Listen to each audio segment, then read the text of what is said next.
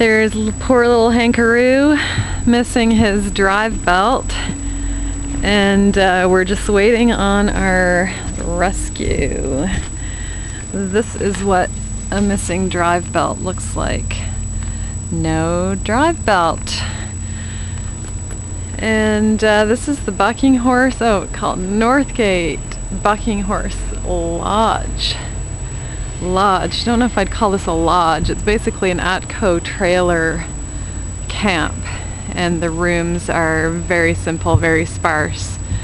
So this is it. Across the street there is an actual little restaurant and sort of a lodge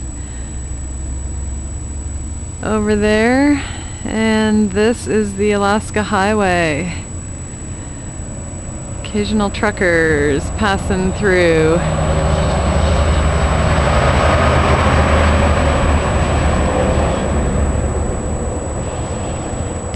Two hours to Fort St. John that way.